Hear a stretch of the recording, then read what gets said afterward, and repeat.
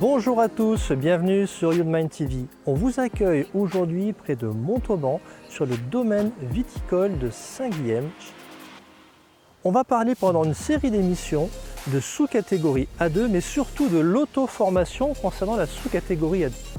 Vous le savez tous, le drone aujourd'hui, pour pouvoir piloter, on a la catégorie ouverte, la catégorie spécifique et plusieurs sous-catégories sous chacune de ces catégories ouvertes et spécifiques.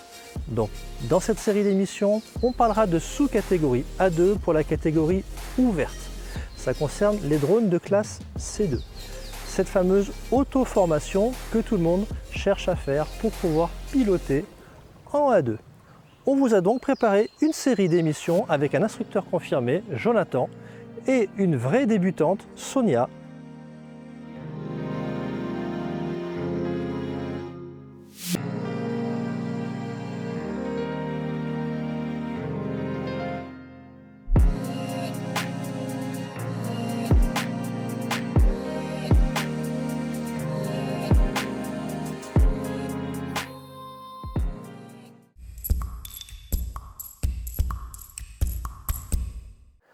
Donc pour parler de sous-catégorie A2 pratique, on accueille Jonathan Bossire. Jonathan, bonjour. Bonjour Nicolas. Bon, John, on s'appelle John, hein, on se connaît très bien même.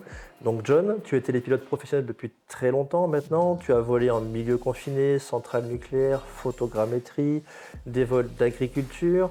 Tu as fait beaucoup d'instructions chez Drone Up Academy, tu as formé plus de 500 personnes. Hein. Oui. Est-ce que tu peux nous parler un petit peu de ta carrière, John? Alors j'ai commencé les drones tout au début, où on a commencé à trouver une utilité entre le drone, l'inspection et le travail agricole.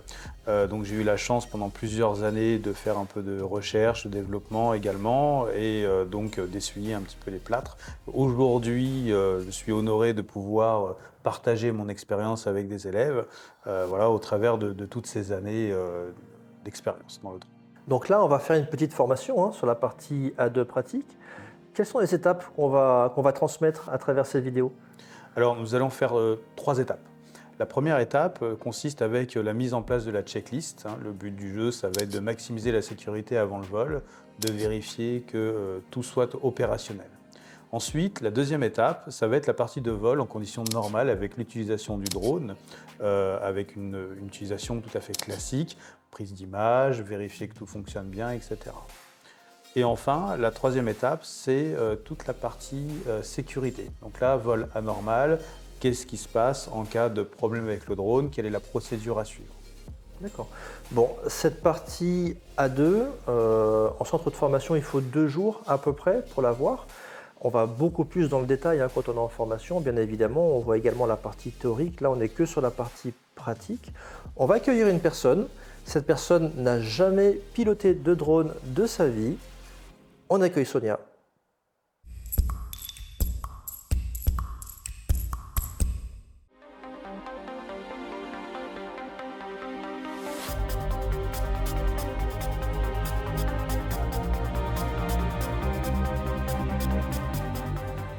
Bonjour Sonia. Bonjour Jonathan. Alors, nous allons attaquer la partie des checklists.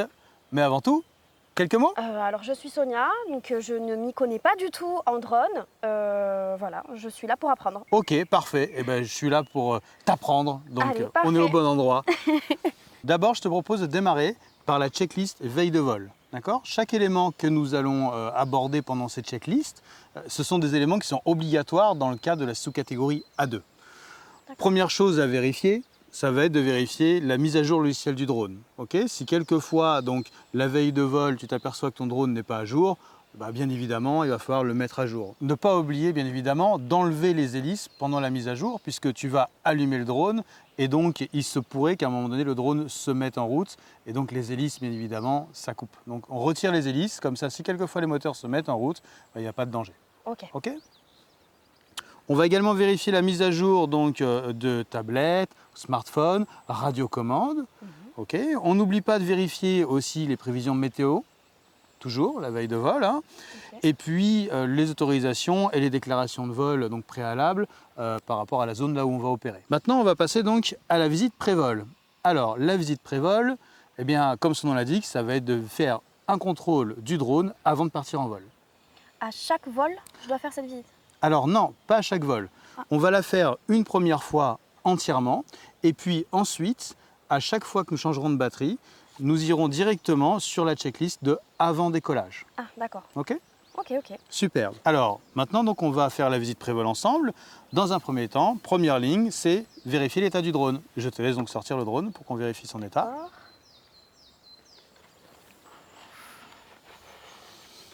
Oh là là. Je l'ouvre, hein. Oui, voilà, donc les bras de devant vers l'avant et les bras de derrière en bas. C'est un drone pour quel type d'application? Alors ça c'est un drone donc avec une caméra multispectrale, c'est un Mavic 3. D'accord. Ça permet notamment de travailler dans le domaine de l'agriculture. Ok. C'est un drone qui est classé C2, donc dans la sous-catégorie A2.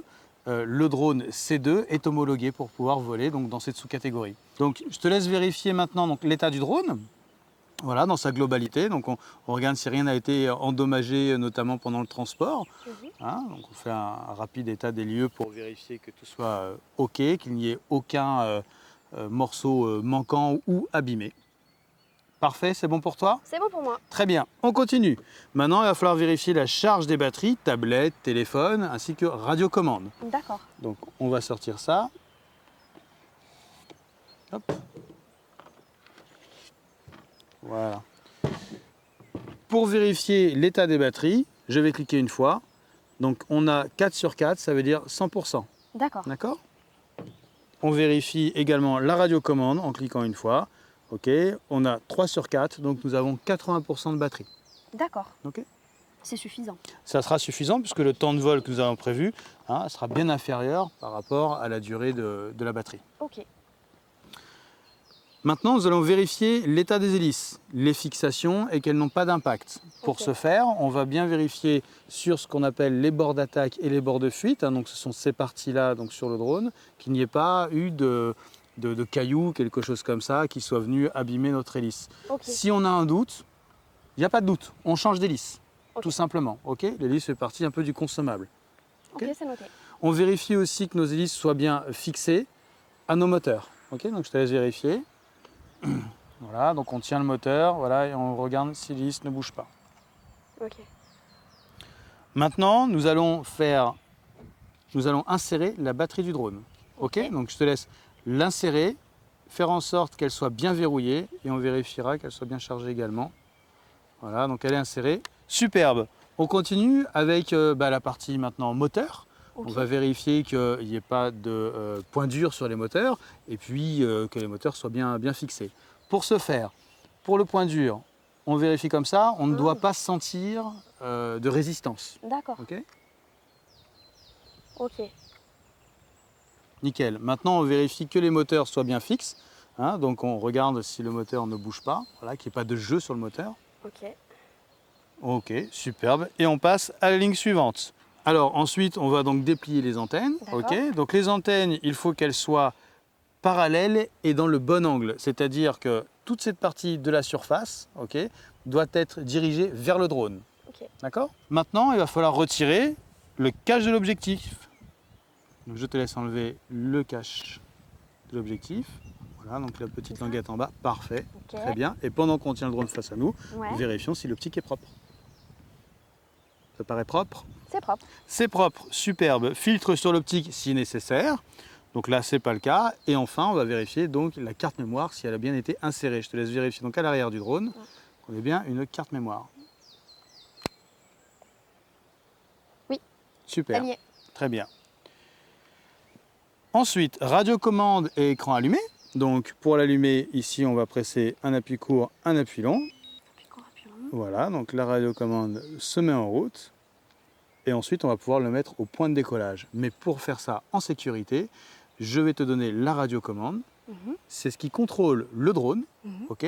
Et surtout, il ne faut pas laisser la radio seule. Il pourrait y avoir quelqu'un qui prenne la radio au moment où tu vas poser le drone là-bas et pour réparer inadvertance, mettre en route les moteurs. D'accord. Ok. Donc pour maximiser la sécurité, tu gardes la radio avec toi, le drone, et on peut aller le poser au point de décollage. Allez, d'accord. Allez, let's go. Merci.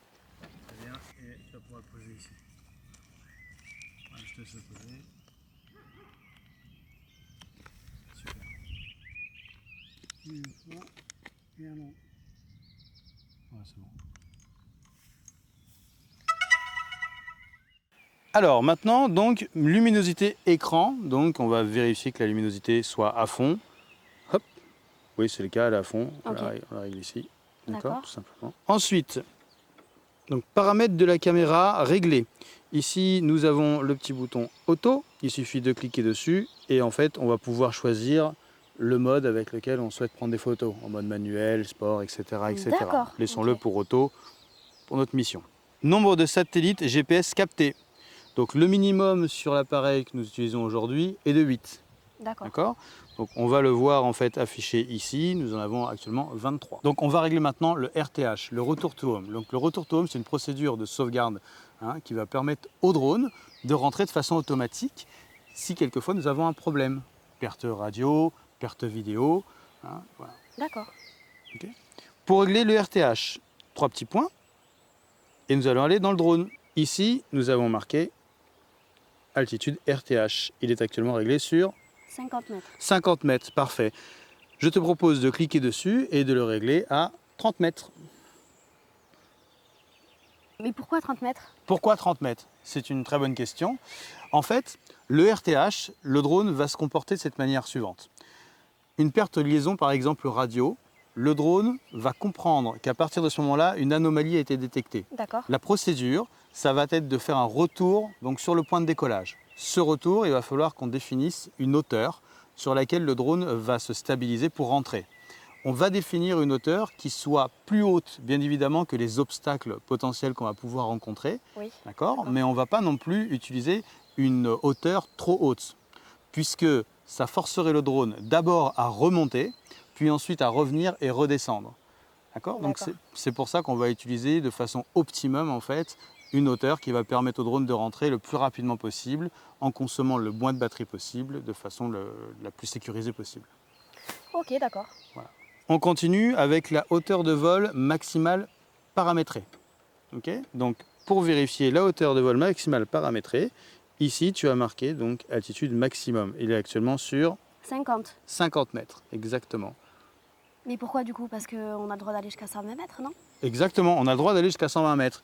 Mais il y a deux questions à se poser. La première, est-ce que la réglementation, là où nous allons voler, nous permet de voler à 120 mètres? Si tel est le cas, oui, nous pouvons mettre 120 mètres. Et la deuxième question à se poser, c'est est-ce vraiment nécessaire de mettre une altitude à 120 mètres si on n'en a pas besoin? Il faut savoir que la barrière virtuelle de hauteur est obligatoire dans tous les cas. Peu importe le drone qu'on utilise, en France, pour qu'un drone soit homologué, il doit avoir cette barrière virtuelle de hauteur. Pour décharger un petit peu la charge mentale du télépilote, si je n'ai pas besoin de monter à une hauteur au-delà de 50 mètres, pourquoi ne pas profiter de cette option?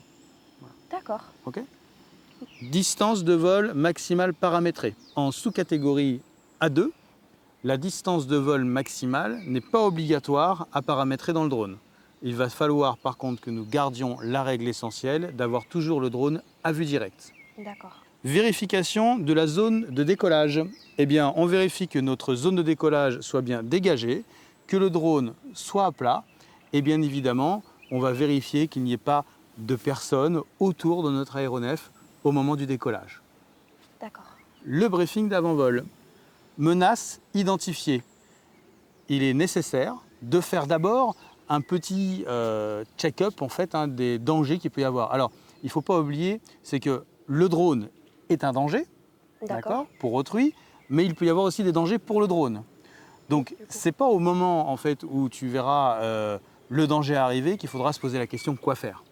C'est important d'abord de faire un petit briefing sur se dire qu'est-ce qu'il peut y avoir autour de moi qui pourrait potentiellement être un danger pour moi ou qu'est-ce qui pourrait, ou moi qui suis un danger pour les autres. Okay. Okay. Il faut toujours être en alerte, quoi. Exactement. D'accord. Alors dans notre cas, par exemple, on peut s'amuser à faire un petit briefing justement des dangers. Qu'est-ce que tu vois toi comme danger autour de toi qui pourrait être pertinent? Là, peut-être un oiseau. Alors un oiseau, ok, ça marche. Quoi d'autre?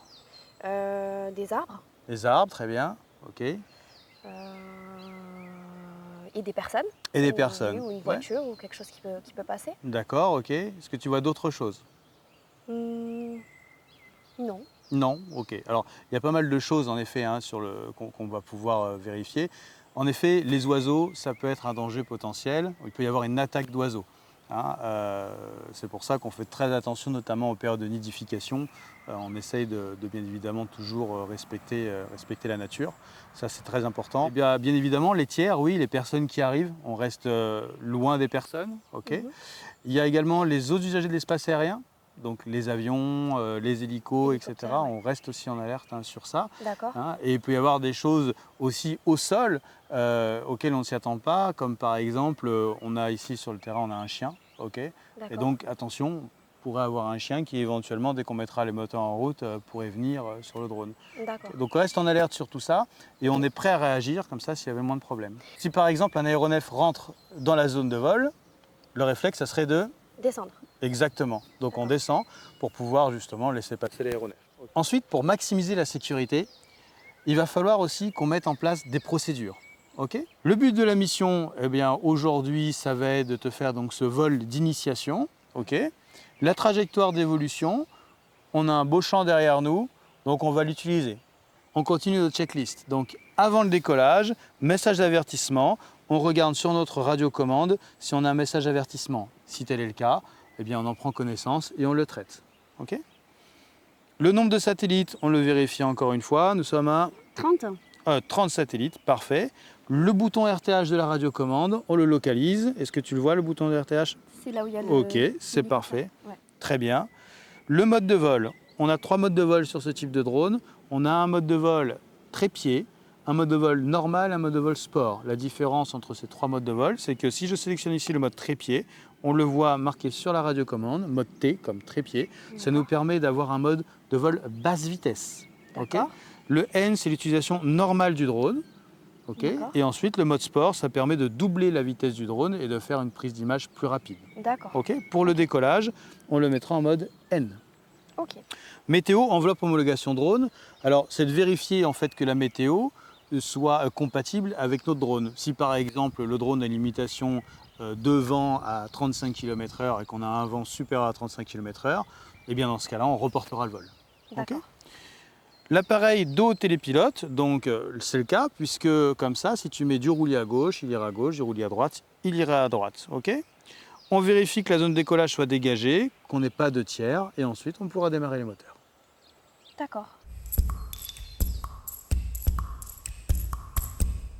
Un grand merci Sonia, un grand merci Jonathan. Cette première émission est maintenant terminée. On a vu ensemble comment démarrer, comment préparer une mission drone en toute sécurité. Sur la prochaine émission, on verra la préparation du vol et le vol en conditions anormales. Et sur la troisième émission, en conditions anormales. Allez, on vous dit à très vite sur YouMindTV. Bye bye.